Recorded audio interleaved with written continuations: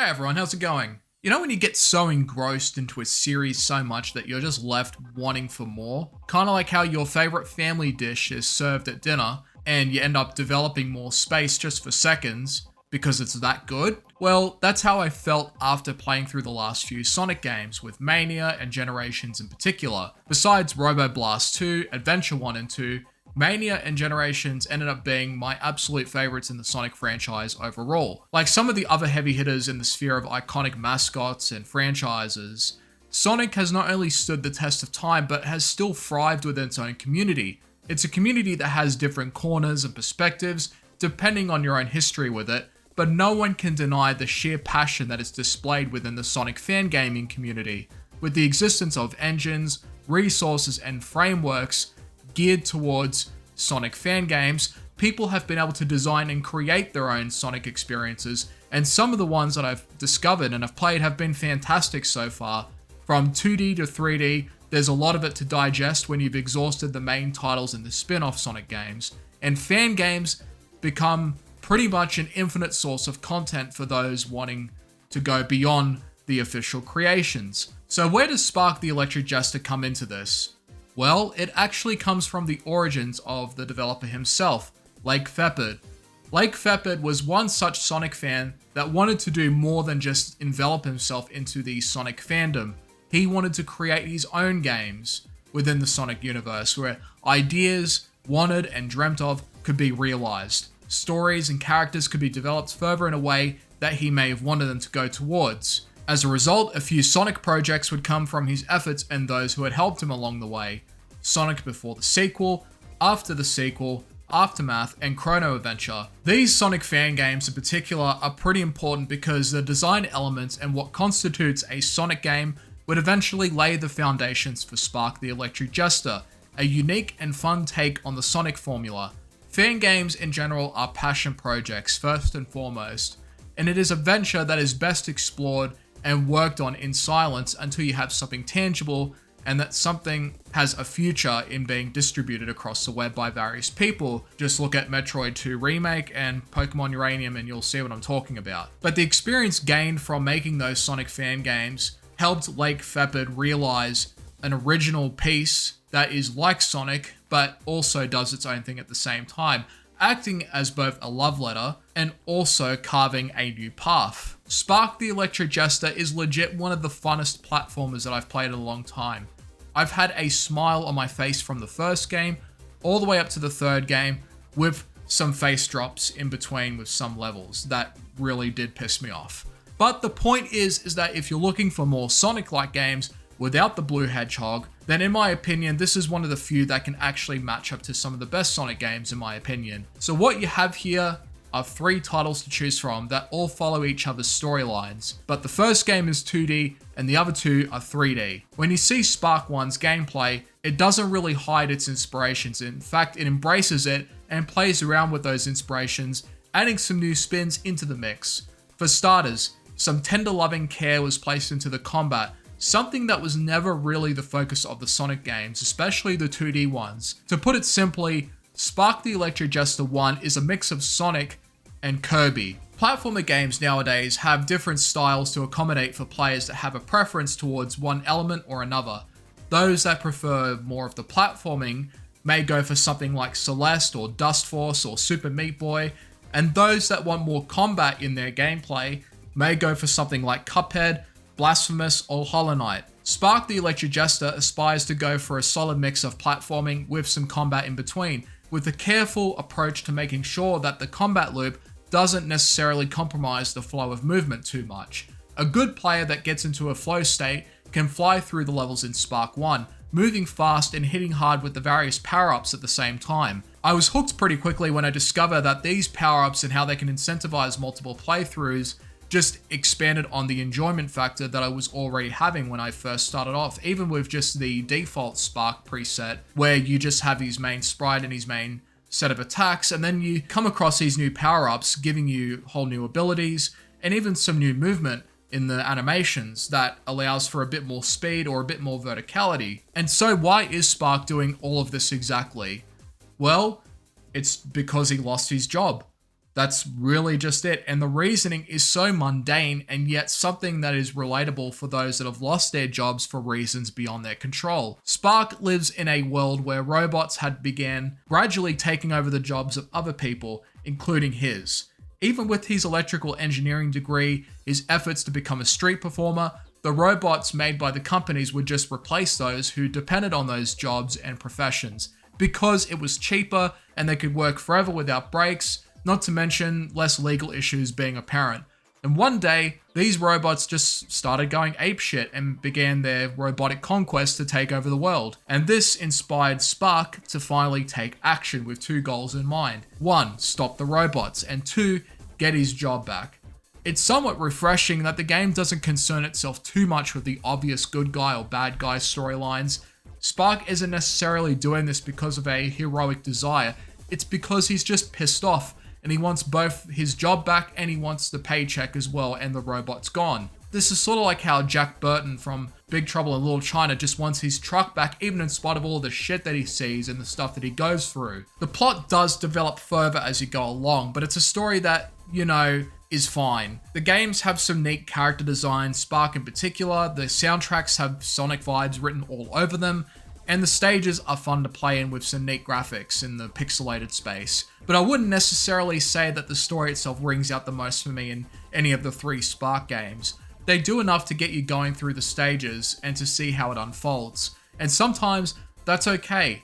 The story for me is something that's appreciated when done really well, but ultimately if I had to pick a choice between fun and satisfying gameplay with replayability over a gripping narrative, then I would pick the gameplay because for me, that's the biggest strength that the trilogy has. Spark 1 has a fantastic combination of 2D Sonic gameplay fused with Kirby-like power-ups that gives Spark different abilities as well as methods of attacking, going from Spark's regular mode to something akin to a mage or something that belongs in Sonic Riders. This is where the replayability factor of the first Spark game comes in. Spark 1's levels themselves do progressively get harder over time with more hazards and traps and enemies, but nothing that a Sonic player can't handle, and they challenge you to go through it again faster in both the combat and the momentum that you build up through the game's approach to platforming and movement. You have a string of attacks that you can perform to dish out damage, on top of blocking and parrying that will become essential on the harder difficulties, should you decide to undertake them. The first time experience playing on the normal difficulty, I think it was fairly balanced in its challenges for the most part. There were some very annoying sections, especially towards the end with both the combat and the platforming to worry about simultaneously, but given the fact that you have endless tries, it's very forgiving in comparison to some old school platformers that operated on the whole game over, start over again loop. I've yet to try out some of the harder challenges in Spark 1, but I could only imagine that they would be a humbling experience that really tests your ability and understanding of the game's mechanics, that also make up the combat and movement loop that Spark has. Usually whenever I play a game for the first time, I always set it to normal, which is for me a difficulty where I test the waters and see if the game has a future of replayability in it. And if I end up loving it, then I may consider revisiting it again in the harder difficulties, for a greater challenge. If not, then usually it means it's a one and done game and that's it. The Spark games for me don't feel like that at all. They have plenty of content waiting for you, unlockables and achievements that incentivize and reward continual efforts to engage with the game's pool of content and the challenges themselves. Hell, when you finish the story of the first game, you don't just get the different modes that you can play, but you also have Fark's story, who is a copy of Spark with his own abilities and his own remixed campaign. The levels are harder and Fark has fewer hit points than Spark. I personally like Spark's gameplay more because of the power-up variety that lets you play around with the other weapons and the movement tech, and some of them can make certain boss fights really easy. And as for the combat itself, it's a lot better than Sonic's in my opinion, at least the 2D Sonic's, when you've got more options than just simply jumping on the enemy when the time is right. It's nothing groundbreaking, but the power-ups that you do have is fun enough to engage with what's already there. In terms of the art direction, this one is my personal favorite out of the three, and that's mainly because the 3D counterparts are hit and miss, even in spite of some models looking quite nice and some just looking kind of dry. And I'm not even talking about the graphical fidelity just overall, but rather the art style and visual presentation of the levels and just the overall presentation of the game itself. With Spark 1, the pixelated approach has a bit more detail and a bit more flair in my opinion. The backgrounds just have a bit more life to them that make the world seem more charming to look at. It's just like with the Sonic games. Mania is a fucking treat in the pixelated spectacle that it offers, and it really shows what a high quality passion project of 2D Sonic looks like. But that's ultimately a preference thing, and 3D can absolutely make some fire visuals artistically. It's just that in terms of the visual presentation, it just didn't really click with me as much in, say, Spark 2 and 3 with its 3D efforts, compared to, say, Spark 1's pixelated approach in the 2D space. I found the first game just more appealing, and that's just me. Nevertheless though, Spark 1 is a fantastic example of a 2D platforming experience, and even in spite of some of the issues I do have with it, I cannot recommend it enough if you're looking for a Sonic-like experience. The only other Sonic-like 2D game that I've played that I hold in a similar regard is Freedom Planet. That is another game that I should also revisit at some point. Now for the 3D side of Spark the Electric Jester, we have two of them, and I'm going to do them all at once since they are quite similar to each other. Let's talk about the second game first. 2 is a transition from 2D to 3D, where the influence of the Sonic Adventure titles and to some extent Heroes and Shadow the Hedgehog come into fruition. After working on the first game with Unity, a framework would be developed by the same person to help cement the foundations for a 3D Spark project called Hedge Physics, which is a framework made within Unity, which acted as a baseline to kickstart Sonic projects, or Sonic-inspired projects within Unity to help speed up development. There are a lot of different results in the 3D Sonic fangame spectrum, but this one, from what I've read, seems to have more of a Sonic adventure approach, which would also influence both Spark 2 and 3. Spark 2 picks up after the events of the first one, but this time with the perspective of Fark, Spark's own Metal Sonic basically, but with a storyline that revolves around discovering one's own identity, all the while going at ludicrous speeds across highways, loops, and long straight lines with some vertical platforming in between. The platforming and the movement is also really good here. Building up speed and soaring through the level is far more satisfying than it is in the first game, and the music along with it also slaps hard, and music slapping hard is a staple in the Sonic franchise. However, the combat itself is not very good. You still have the power-up system from the first game where you find one on the map that gives the player different abilities and also new attacks, but the combat itself is the weaker element here. Enemies that are weak can be homed into, kind of like in Sonic Adventure and the Boost games, but other enemies will require you to engage in a loop of mashing the combat button and then hitting the parry window when the time is right. The bosses themselves also have this problem where you're really just doing the same thing as you would with other regular enemies. I wouldn't say the combat itself is downright awful, but it's just not that interesting or that good either. On my first playthrough, I never even died to the bosses. In fact, a lot of my deaths were more so just from the platforming rather than the combat itself, because the combat is pretty easy once you have it figured out, even on a normal regular playthrough. It might be different on the harder difficulties, but the more you play it, then the less you'll die to the combat, and the more often you'll just die to platforming and trial and error, trying to get your highest score going. I only really engaged with the combat when I had no other choice and when I was walled in. The incentive though for doing the combat in the first place is by getting the score medals. You have different score medals that you can get based on how many points you earn, but you only have so much time to get them, and if you spend too long, then you get a penalty that wipes all of your points. And it's not just that, but you also have speed medals, where it's dependent on how fast you clear the level. These challenges are just there to make you replay the levels and try to go for them to see how fast you can do everything. It's like how in the Sonic games, where you try to go for A or S ranks for the best rank. It only matters when you enjoy the game enough to replay it for that goal in mind. For me though, Spark 2 was a game that I enjoyed, but not really enough to warrant more playthroughs than say the other Spark games like say 1 and 3. The combat is very dry and boring at times. The platforming and movement, while amazing, is improved by a lot more in say 3, and in 2 it's not always consistent, and there are some genuinely annoying and awful sections that end up breaking the pace that the game seems to be going for most of the time, and the story is even more mid than the first game, even though some of the characters are somewhat interesting and have some neat designs to them. But overall, Spark 2 would end up being my least favorite of the trilogy, and playing the third title only confirmed this. Now, with Spark 3, it's not only an improvement, but it's overall a better game than 2.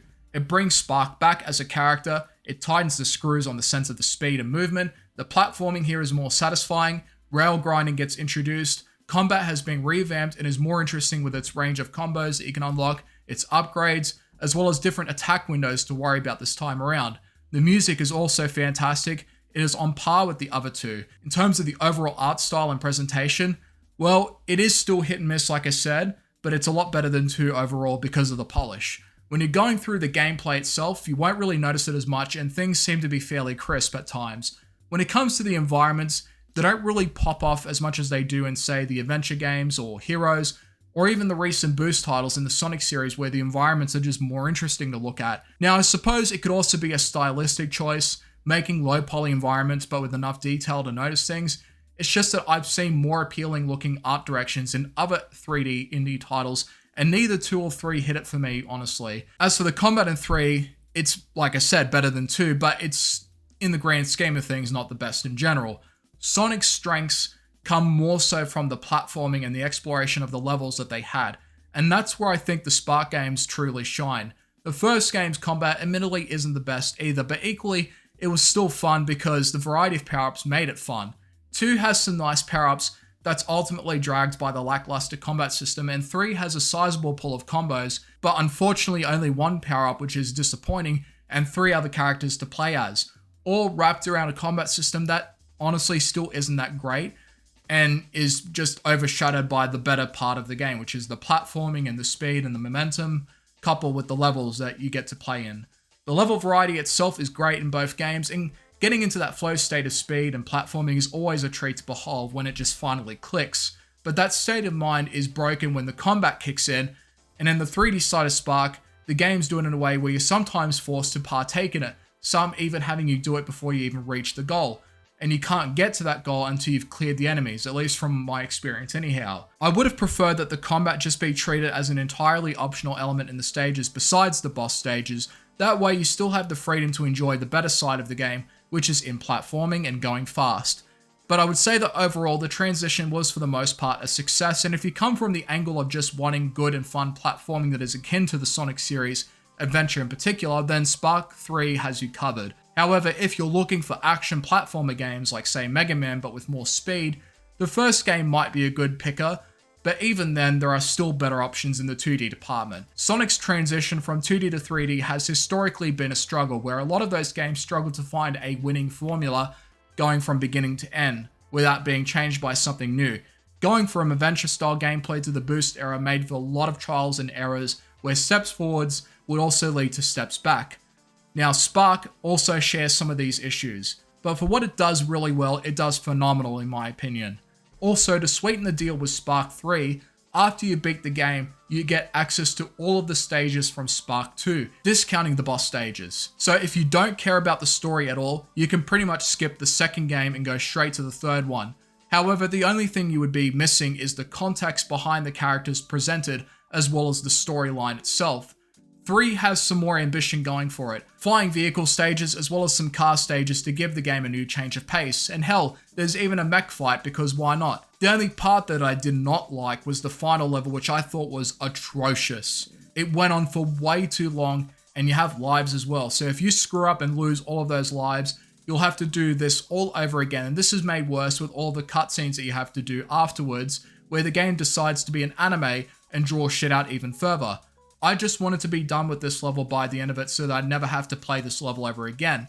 But it does, fortunately, treat you with all of those sweet levels from 2, on top of other playable characters besides the one that tags along with you, Float. Once again, you have medals, but you also have explore medals where you have to comb through every nook and cranny of the levels themselves. But because I was never really that engaged with the visual presentation of the worlds in 2 or 3, I never really cared enough to take my time and slow down in my first playthrough. Instead, I just enjoyed the ability to go fast and zoom through everything. In future playthroughs though, I am willing to take my time and just really comb through the levels, and I may even reconsider my personal feelings towards how the game looks visually. I may even change my mind, but in my current state of mind, I just felt like going through the levels and just moving on to the next because I was enjoying the platforming and going about it fast. The games have that near boundless feel that the adventure games had, where you had some wiggle to carve your own routes. But then 3 decides to make it so that if you're falling down for too long up in the air, you die. I absolutely hate this mechanic because it makes me feel more restricted in my possibilities of experimenting with the movement and my sense of speed. For example, this level in Spark 2 has you falling down to the very bottom where the goal is, but when they bring it back in 3, They forced this mechanic on it where you now have to time your abilities and land on the platforms to stop yourself from dying. I honestly would have preferred that this mechanic was never in place because realism isn't what I'm looking for in a Sonic-like experience. Now, even in spite of some of the issues that I have with the trilogy, it's still a really solid franchise that's a great alternative for those going through a post-Sonic phase that still want a mix of speed and precise platforming. All three games have interesting character designs, awesome music, fun levels, and satisfying platforming with some neat mechanics to support it, and some mechanics that unfortunately drag it the fuck down, including some endgame levels that are utter shit. And the combat overall being kind of mid, where the first game was honestly the only one where I enjoyed the combat wise since it had more power-ups I found more fun to use, is another unfortunate con in the overall trilogy. But regardless, the games crawl, or should I say run, their way to being some of the best Sonic-inspired platformers that I've played so far. So in the order of games, I would personally go from 3, 1, and 2. I feel that 3 offers the most bang for your buck. It has the nicest visuals of the 3D Spark titles. Movement and combat is far better than 2. Level design is more consistent and tighter, taking inspiration from Adventure, and even Sonic Heroes and Shadow the Hedgehog. Medals are more fun to go for, you have an upgrade shop that lets you unlock upgrades, more combos that also give you abilities to utilize. Spark 3 is basically just Spark 2 on steroids, and I put Spark 1 over 2 because the power-ups in the 2D combat was more enjoyable and its art style holds up better for me overall, in my opinion. And the story was better than in 2. And 3 just complicates the narrative even more, even though I didn't really care for the story anyways. But yeah, buy the Spark games, they're great platformers and is a treat for Sonic fans. Thanks for watching.